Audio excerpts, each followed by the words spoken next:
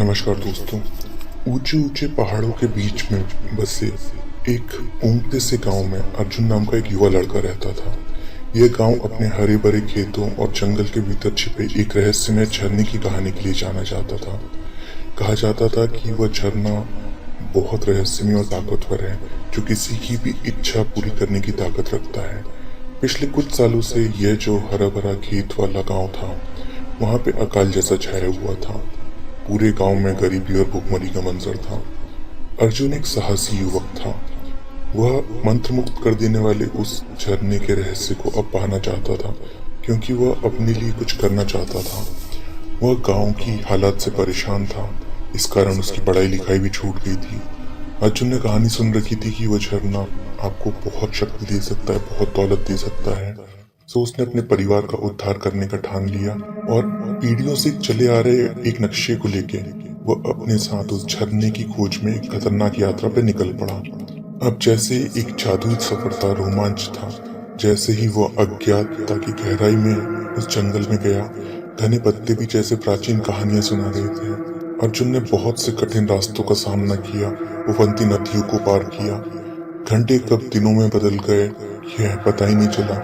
अब वो बहुत थक चुका था और हार मानने की कगार पे था। तभी अचानक वो एक छुपी हुई जगह पहुंच गया। वहां उसने एक सबसे मनमोहक दृश्य देखा। एक चट्टान, उस चट्टान से गिरता हुआ एक अलौकिक झरना, जिसका पानी सूरज की रोशनी में झिलमिला रहा था। झरने की मनमोहक सुंदरता उससे आकर्षित होकर अर्जुन अब कुछ कदम और करीब आ गया। जैसे ही पास आया, उसने देखा कि पानी की सतह पे एक हल्की सी चमक निकल रही है। उसकी जिज्ञासा ने उसे जकड़ लिया और उसने अपना हाथ बिना कुछ सोचे समझे उस चमचमाते हुए तालाब में डाल दिया। एक पल में उसकी रगों में ऊर्जा का प्रवाह दौड़ गया। वह जंगल की प्राचीन फुसफुसाहटों को सुन सकता था। वह जानवरों की बातों को समझ सकता था। उसने अपने गांव के उस हर अतीत को देखा कि किस कारण उसका गांव जो इतना स्वर्णिम इतिहास लिया करता था, वो आज बदहाली के इस कगार पे क्यों आ गया। ये सारे ख्याल उसके दिमाग में उमड़ रहे थे। उस झरने में एक रहस्यमयी शक्ति थी, जो युग के समझे जाने वाले या उस झरने के उस रहस्यमयी पानी तक पहुंचने वाले इंसान की हर इच्छा पूरी करने में सक्षम था। अब अर्जुन के बीच में एक कश्मकश थी। उसको अपने व्यक्तिगत लाभ और अच्छे भविष्य के बीच में चुनना था। या वो अपने और अपने परिवार का भला चुन सकता था, या उस पूरे भूख से मरते हुए गांव पे।